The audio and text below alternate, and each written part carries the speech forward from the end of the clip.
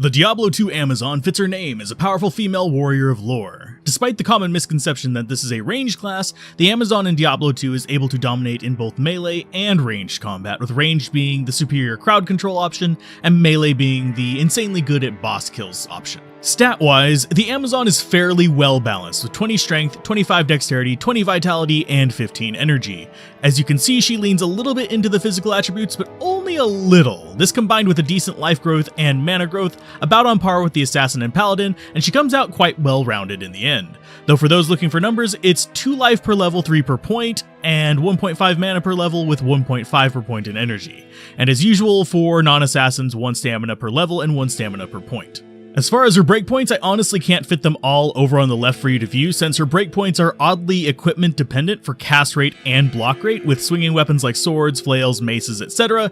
getting massive penalties for block rate, and a very minor boost for cast rate, mostly in the form of action frames, which we'll cover in a separate video, but needless to say, the melee weapons of choice for an Amazon are going to be thrusting weapons to avoid some of those penalties, which basically means spears, javelins, and daggers are her first choice.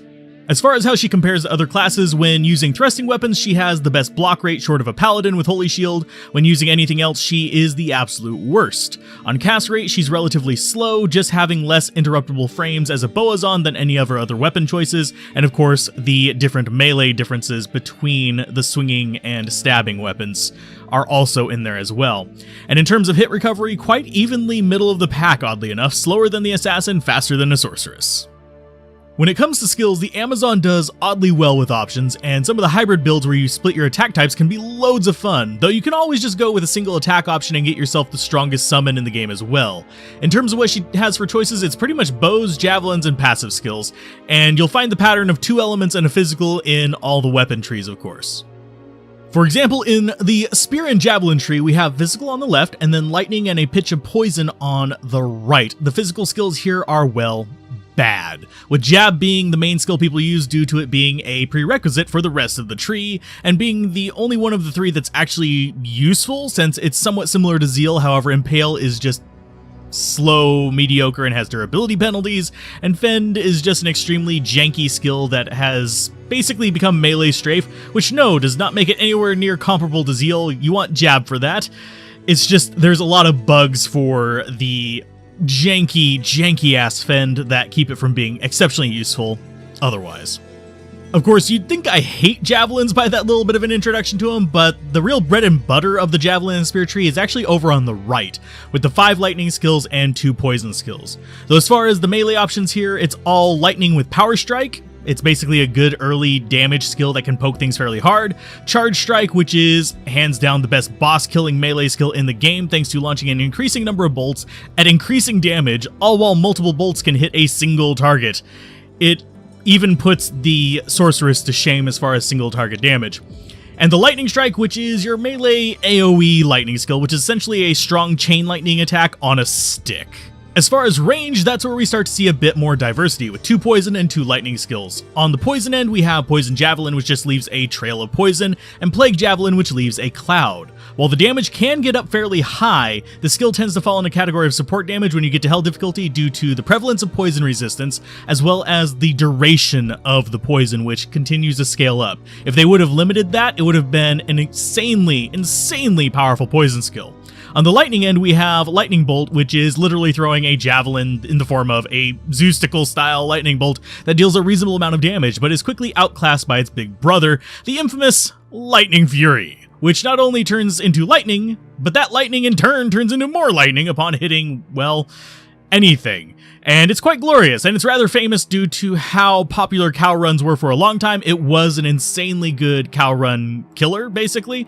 It's a strong skill, though the melee lightning will always be a bit more important for progressing through the game because it is a lot better at dealing with individual bosses as opposed to crowds.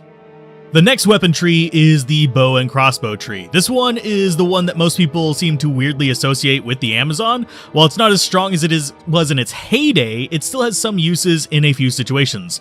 On the left of the tree, we have cold skills, in the middle are our physical and magic skills, and on the right we have our fire skills. The fire skills are often treated with a bit of disdain. Even though they are fairly competent in most areas, the pinnacle skill, Immolation Arrow, has a little bit of an obscene cooldown, which makes it of only limited use, despite being able to deal a reasonable amount of damage through an explosion and leaving a massive pool of fire on the ground. When combined with Pierce, it can be reasonable, basically a portable firewall, but even then will often be outclassed by its own cousin, Exploding Arrow.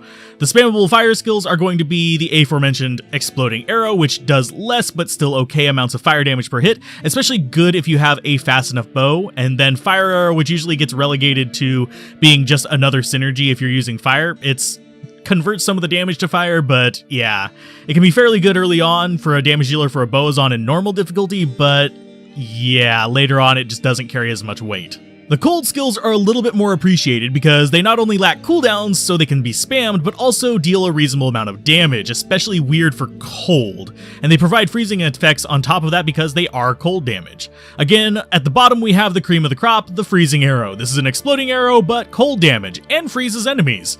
And due to being an attack skill rather than a spell, it can be combined with piercing effects to hit additional enemies, providing additional explosions on each hit. The other two cold arrows are often ignored out of the synergies, so outside of synergies, of course, with Ice Arrow causing freezing and Cold Arrow just chilling without the AoE effects on either of them, so that's why Freezing Arrow is generally preferred. In the middle, we have the magic and physical arrows. We say magic because this skill right here at the top, Magic Arrow. It's an interesting tool for saving on arrows and later on even mana if it's high enough level.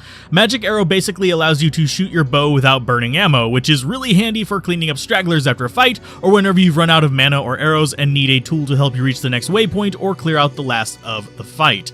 Below that, we have a few skills with a history. Multi-shot, which literally splits your one arrow into many, dealing damage to a cone-shaped area in front of you, hitting pretty much anything there, with a few quirks. The closer you aim the shot to yourself, the further the arrows will spread, which means that enemies could get in between the gaps easier. The further you aim away from you, the more narrow the spray, meaning you catch less things on the side, but you're more likely to be able to hit the things that are in the area of it. It is worth noting that only the central arrows actually carry any effects with them, so you won't be triggering your on-hit effects like on half the screen. You'll be doing it in that little central aiming area. Next up, we have the easy one to kind of cover. It's Guided Arrow. Yeah, it used to be an amazing boss killer. It used to be a lot more complicated, a lot more interesting, but since they made it unable to pierce, they removed the corner shot from it. It's been relegated mostly to nostalgic memories for most players. It does get cheaper as you level it up, but beyond that, not really that great. And last but not least, Multi-Shot's main competitor, Strafe. The skill fires arrows at nearby enemies up to the number of arrows available in the skill description, with the downside of locking you in place until you are done shooting. It is worth noting that there is a minimum number of shots on this, but it's a hidden value. You'd have to go look it up online, meaning for a single target, you can actually shoot them multiple times. Strafe can just do 3 shots into a single target, but when you're surrounded, it will tend to try to fire 1 shot at each enemy as long as it's above that minimum number of shots.